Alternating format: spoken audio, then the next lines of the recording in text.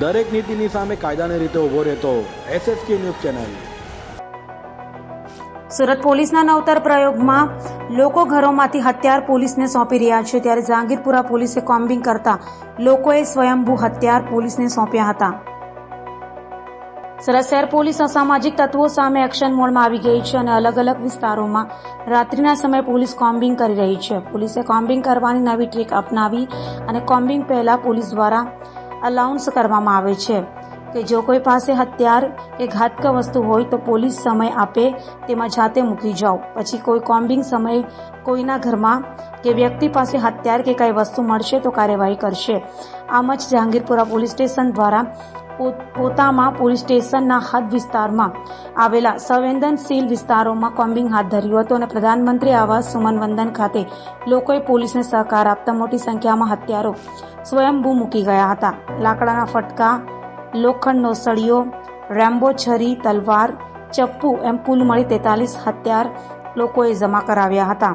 તો ઉધના અને સચિન વિસ્તારમાં પણ પોલીસે પણ આ જ પ્રમાણે કામગીરી કરી હતી।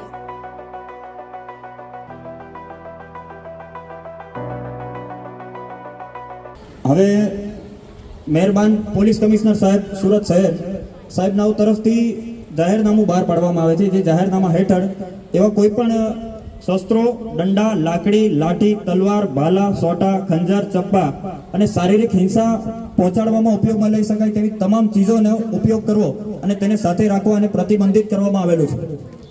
સાંભળ્યું? ફરીથી કહું છું, શસ્ત્રો, દંડા, લાકડી, લાઠી, તલવાર, ભાલા, સોટા, ખંજર, ચપ્પા અને શારીરિક હિંસા પહોંચાડવામાં ઉપયોગમાં લઈ શકાય તેવી તમામ બીજી ચીજો અને પોલીસ કમિશનર સાહેબ સુરત શહેર સાહેબ દ્વારા પ્રતિબંધિત જાહેર કરવામાં આવેલ છે। તો તમામને અહીંયાથી સૂચના આપવામાં આવે છે, અહીંયા બહેનો પણ હાજર છે અને ભાઈઓ પણ હાજર છે, ઘરમાં આપણા રસોડામાં ઉપયોગમાં લઈ શકાય તેવા ચપ્પુઓ સિવાયના તમામ ચપ્પુ, એટલે કે રેમ્બો ચપ્પુ હોય કે છરા હોય, કટારી હોય, એ દરેક તથા દંડા, લાકડી, લાઠી, તલવાર, ભાલા, સોટા, ખંજર અને ધારિયા કે કોઈ પણ એવી ચીજ વસ્તુ કે જેને ગુનામાં કોઈને શારીરિક હિંસા પહોંચાડવા માટે ઉપયોગમાં લઈ શકાય તેવી તમામ વસ્તુઓને તમારે 15 મિનિટમાં, જો પોતાના ઘરમાં તમે રાખેલી હોય તો 15 મિનિટમાં તે તમારે તમામ વસ્તુ અહીંયા લાવીને હાજર કરી દેવાની છે।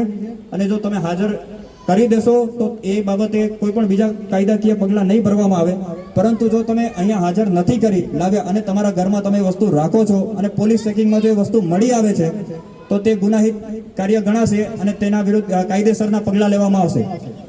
પોલીસ કમિશનર સાહેબ શ્રી સુરત। દરેક નીતિની સામે કાયદાની રીતે ઊભો રહેતો SSK ન્યૂઝ ચેનલ।